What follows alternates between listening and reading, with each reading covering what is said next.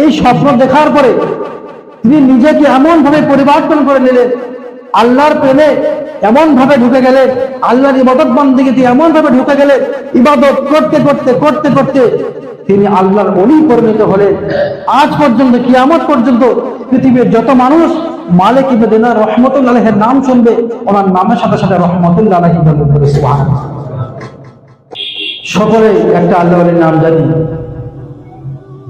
যার নাম হযরত মালিক ইবনে দিনার রাহমাতুল্লাহ আলাইহি। শুনেছেন নাম কেউ? মালিক ইবনে দিনার রাহমাতুল্লাহ আলাইহি উনি তো এখন আল্লাহর ওলি হয়নি, এখন ওনার নাম শুনলে রাহমাতুল্লাহ আলাইহি বলতে হয়, সম্মান। এটা হলো আল্লাহর তরফ থেকে একটা সম্মান আল্লাহ ওলিদের, তাদের নাম শুনলে রাহমাতুল্লাহ আলাইহি বলতে হয়, যারা আল্লাহর নাম, যারা সম্মান, মানে আল্লাহ তাদের প্রতি রহমত করেছে। তো মালিক ইবনে দিনার রাহমাতুল্লাহ আলাইহি তখন তেনার পরিচয় ছিল যে মালিক বলে তেনাকে সবাই জানত, আর ওনার আব্বার নাম ছিল দিনার। তো মালিক ইবনে দিনার নামেই সবাই চিনত। রাহমাতুল্লাহ আলাইহি এই নামটা তখন কেউ জানতো না বা কেউ বলতো না। হযরত মালিক ইবনে দিনার রাহমাতুল্লাহ আলাইহি কোনো ছেলে সন্তান ছিল না, ছিল একটা মেয়ে সন্তান। একটা মেয়ে মানে কেমন ভালোবাসবে সেটা আমরা বুঝতে পারছি। আমাদের একটা ছেলে বা একটা মেয়ে হলে আমরা সেই মেয়েকে বা ছেলেকে কতটা ভালোবাসি আমরা অনুভব করতে পারবো, যাদের আছে। তো একটাই মাত্র মেয়ে, তাহলে তেনাকে কতটা ভালোবাসে, অনেক ভালোবাসে একটা মেয়ে। তো মেয়ের যখন 7 বছর বয়স হয়, 7 বছর বয়সে মেয়ে ইন্তেকাল করে যায়। মেয়ের যখন 7 বছর বয়স, পিতা তার একমাত্র কন্যাকে হারিয়ে ফেলবে। তো কারো যদি ছেলে না থাকে, যে সামান্য একটা মেয়েও থাকে, মেয়েটা 7 বছর মানুষ করলো, ভালোবাসলো, আদর যত্ন করে বড় করলো, এখন 7 বছর বয়সে যদি মেয়েটা মারা যায়, তাহলে সে বাপের বা সে মায়ের মনে কতটা ব্যথা বেদনা কষ্ট হয়। আমরা জানি আমাদের আত্মীয় স্বজন চলে গেলে আমাদের কেমন কষ্ট ব্যথা আমরা সেটা অনুভব করি। একমাত্র কন্যা 7 বছর বয়সে হারিয়ে ফেললেন। তিনি কন্যার মায়ায়, মেয়ের মহব্বতে তিনি সব সময় কাঁদতেন। এমন কান্না কাঁদতেন যে উনি কান্নার কারণে ঠিক মতো সময় মতো খেত না, আর নিজের মেয়ের শোকে তিনি ইবাদত বান্দেগি করা বন্ধ করে দিলেন, কম করে দিলেন। সময় নামাজ নেই, ভালো কাজ নেই, মেয়ের মায়াতে, মেয়ের শোকে সবসময় ঘরে বসে কান্না, না টাইম মতন খাওয়া আছে, না টাইম মতন আল্লাহর ইবাদত বান্দেগি আছে। এই সমস্ত জিনিস থেকে, ভালো জিনিস থেকে দূরে সরে গিয়ে মেয়ের শোকের মধ্যে ডুবে গেছে। তো মালিক ইবনে দিনার রাহমাতুল্লাহ আলাইহি তিনি একদিন ঘুমাচ্ছেন, ঘুমের ভেতরে তিনি স্বপ্ন দেখছেন। তিনি স্বপ্ন দেখছেন যে একটা ভয়ঙ্কর একটা সাপ মালিক ইবনে দিনারকে তেড়ে আসতে থাকে দংশন করার জন্য, ভয়ঙ্কর একটা বিষধর সাপ। তো মালিক ইবনে দিনার রাহমাতুল্লাহ আলাইহি কি করলেন, সেই সাপ থেকে বাঁচার জন্য তিনি দৌড়াচ্ছেন, রাস্তায় দৌড়াচ্ছেন, ছুটছেন।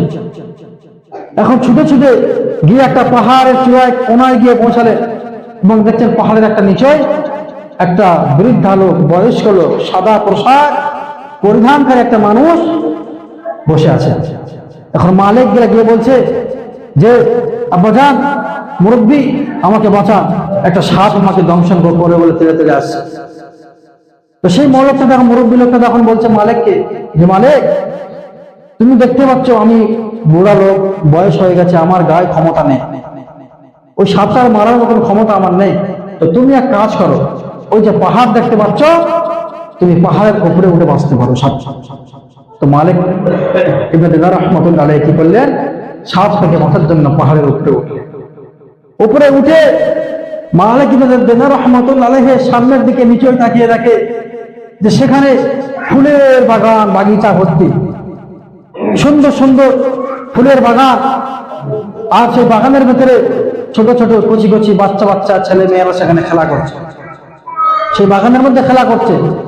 হঠাৎ কিছু বাচ্চা ছেলে মেয়ে এসে সেই ফুলের বাগান থেকে চিৎকার করে বলছে, ওনার মেয়ের নাম ধরে, যে দেখো তোমার আব্বা জান এসেছে তোমার সঙ্গে দেখা করতে।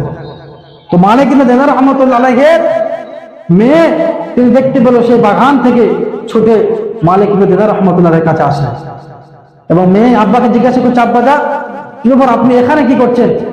তখন মালিক ইবনে দিনার বললেন যে আমি রাতের বেলা ঘুমাচ্ছিলাম, স্বপ্নে দেখলাম যে আমাকে একটা সাপ তাড়া করে আসে আমাকে দংশন করার জন্য। সাপের কামড় থেকে বাঁচার জন্য আমি এই পাহাড়ের চূড়ায় উঠেছিলাম, পাহাড়ের উপরে, এখান থেকে আমি তোমাকে দেখতে পেলাম। তো তখন তেনার মেয়ে বলছে যে আব্বা যান, যে সাপটা আপনাকে তেড়ে তেড়ে আসছিল ওটা কোনো সাপ নয়, ওটা হলো আপনার বদ আমল, ওটা হলো শয়তানের প্রভাব, বদ আমল।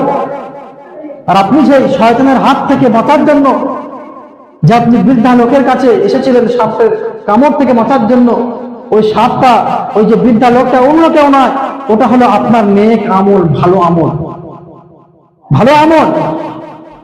তোমার মেয়ে বলছে আব্বা যান, আমি চলে আসার পরে আপনি আমার শোকে, আমার মায়ায়, আমার শোকে পড়ে গিয়ে তুমি আল্লাহর ইবাদত করা ছেড়ে দিয়েছো, তুমি আল্লাহর ইবাদত করা ছেড়ে দিয়েছো, তুমি ঠিক মতো খাওয়া দাওয়া বন্ধ করে দিয়েছো, তুমি কান্নাকাটির মধ্যে আমার শোকের মধ্যে ব্যস্ত হয়ে পড়েছো। তোমার শোকের মধ্যে তুমি আল্লাহর ইবাদত বান্দাকে ছেড়ে দেওয়ার কারণে আপনার ওই যে ভালো আমলটা সেটা কমে গেছে, সেটা কম হয়ে গেছে।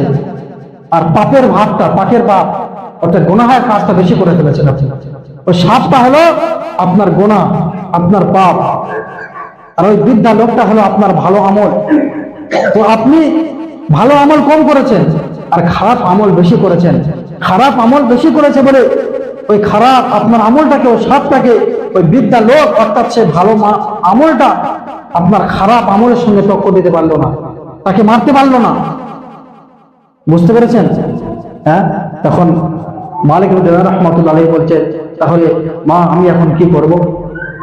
তখন বললেন যে আপনি আমার শোক বাদ দিয়ে জীবন দেওয়ার মালিককে, আল্লাহ, হায়াতের মালিক আল্লাহ, আল্লাহ কার কখন ডাকবে, কিভাবে ডাকবে, যার যখন সময় হবে তাকে দুনিয়া জমিন থেকে চলে যেতে হবে। আল্লাহ এমনকি আল্লাহ আমাদের ইমানি পরীক্ষা নেবে, কেমন ভাবে আমাদের জানের বদলে পরীক্ষা নেবে। আপনার সন্তানের জীবন নিয়ে নেওয়া হবে, আপনার কন্যা বা আপনার ছেলে বা আপনার মেয়ের জীবন নিয়ে নেওয়া হবে, আপনার জীবন থেকে আপনার স্ত্রীকে সরিয়ে দেওয়া হবে, আপনার সংসারের অভাব দিয়ে আপনাকে পরীক্ষা নেওয়া হবে। তো এরকম পরীক্ষা নেওয়া হয়েছিল মালিক ইবনে দিনার রাহমাতুল্লাহ আলাইহি। তো আমাদের পরীক্ষা আসবে, কিন্তু সেই পরীক্ষা থেকে আমাদের সরে গেলে হবে না। সন্তান চলে গেছে, মেয়ে চলে গেছে, বাপ চলে গেছে, ভাই বোন আত্মীয় স্বজন যারাই চলে যাক না কেন, তারা সময় হবে তারা চলে যাবে। তাই বলে তাদের শোকে পড়ে যে আপনি ইবাদত বান্দেগি করা ছেড়ে দেবেন, ভালো কাজ করা ছেড়ে দেবেন, এটা হলো শয়তানের ধোঁকা। তো মালিক ইবনে দিনার রাহমাতুল্লাহ তিনি বুঝতে পারলেন যে আমি আমার মেয়ের শোকে গিয়ে আমি ভালো কাজ কম করে ফেলেছি, গুনাহের কাজটা বেশি করে ফেলেছি। তো সেখান থেকে তখন তিনি এই ঘটনার আগ পর্যন্ত তিনি আল্লাহর ওলি ছিলেন না। তেনাকে চিনত মালিক ইবনে দিনার বলে, আব্বার নাম ছিল দিনার আর তেনার নাম ছিল মালিক। তো মালিক ইবনে দিনার বলে তেনাকে চিনত। এই স্বপ্ন দেখার পরে তিনি নিজেকে এমন ভাবে পরিবর্তন করে নিলেন, আল্লাহর প্রেমে এমন ভাবে ঢুকে গেলেন, আল্লাহর ইবাদত বান্দেগিতে এমন ভাবে ঢুকে গেলেন, ইবাদত করতে করতে করতে করতে তিনি আল্লাহর ওলি পরিণত হলেন। আজ পর্যন্ত, কিয়ামত পর্যন্ত পৃথিবীর যত মানুষ মালিক ইবনে দিনার রাহমাতুল্লাহ আলাইহির নাম শুনবে, ওনার নামের সাথে সাথে রাহমাতুল্লাহ আলাইহি বলবে সুবহানাল্লাহ। তো তোমারা একটা একটা জিন্দেগি, একটা ঘটনা থেকে নিজের জীবনকে পরিবর্তন করেছে, একটা স্বপ্ন থেকে নিজের জীবনকে বদলে ফেলেছে। শুধু এমন বদলেছে সাধারণ মানুষ থেকে আল্লাহর ওলি হয়ে গেছে। কিয়ামত পর্যন্ত যারা জানে যে মালিক ইবনে দিনার রাহমাতুল্লাহ একটা আল্লাহর ওলি, ওনার নাম শুনলে ওনার নামের সাথে সাথে কি বলবে? রাহমাতুল্লাহ আলাইহি।